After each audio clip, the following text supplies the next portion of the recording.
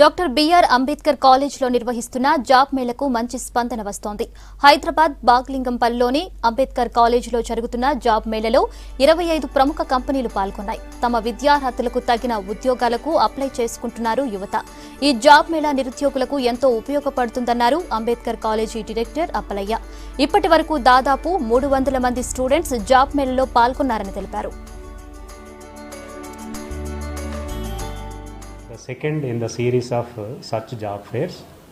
Last time we held this in August 2018 like a platform for job seekers and recruiters. ఈ రోజు మనకి సుమారు 24 కంపెనీలు వచ్చినాయి.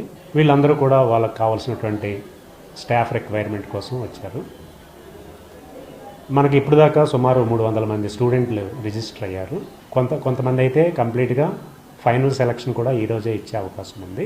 సో ఇది ఒక పెద్ద ప్లాట్ఫామ్గా ప్రతి సంవత్సరం జరిగేటట్టు చూడాలని మేము అనుకుంటున్నాము. అయితే మా ఉద్దేశం ఏంటంటే వచ్చే రిక్రూటర్స్ సాటిస్ఫై అవ్వాలి, వచ్చే క్యాండిడేట్స్ కూడా